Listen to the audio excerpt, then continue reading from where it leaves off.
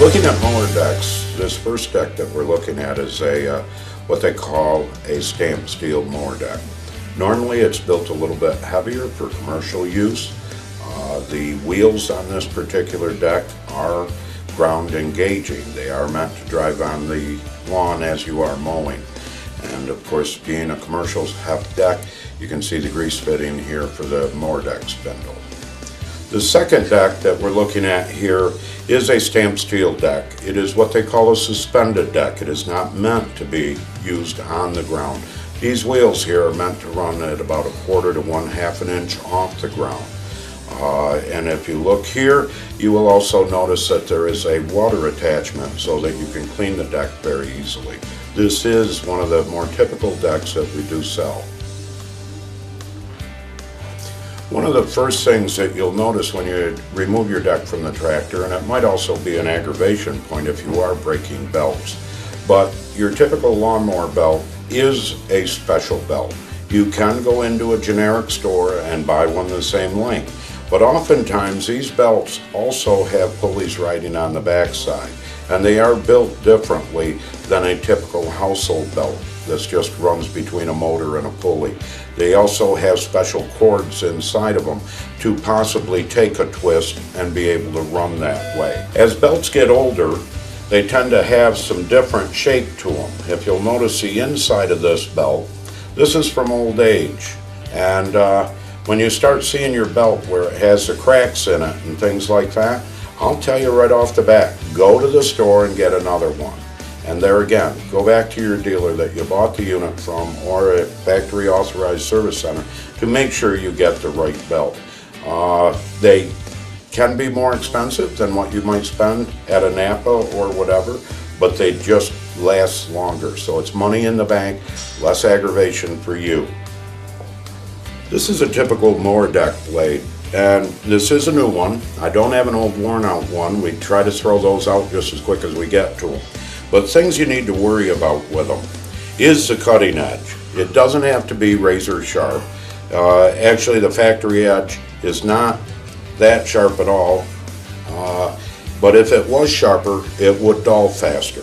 Things to worry about as they wear. And I left the dust on this. It was sitting in a shelf. But as it wears, it'll actually follow the line that I just made there. And you'll be doing that between your sharpening and the wear. One of the things you do need to look for, oftentimes as they wear back in, they will start to split next to the wing. And that split will cause a balance issue. And speaking of balance issues, there's also something when you go to sharpen the blades. And this is a little gizmo that we use to make sure that they stay balanced from one end to the other with the sharpening process. Sometimes when you are out mowing, you might take a nick out of the cutting edges, and when you do that, that means then you have to grind it back in further and gives you the potential to have a blade that might not be balanced well. And what that's going to do is to put a lot of stress on this piece, which is your bearing housing that the blade attaches to. And as that gets the added stress, it could cause the deck to rip out where this mounts, as well as premature failure of this unit. These do come in different sizes, depending on the caliber. Some of them are aluminum, some of them are cast iron. Doesn't make a lot of difference as far as what they're made out of, makes more of a difference as to how well you take care of it. And this is a grease fitting, which is only on the heavier duty products that are built for the lawnmower industry. Many of them do have sealed bearings. One of the other things that I've got out here is a different style blade.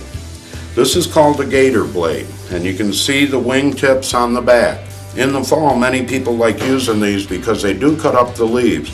They also will help to assist you with cutting up the grass clippings so that they are smaller and that they can start the decaying process as they are smaller and give you your fertilizer back in your lawn.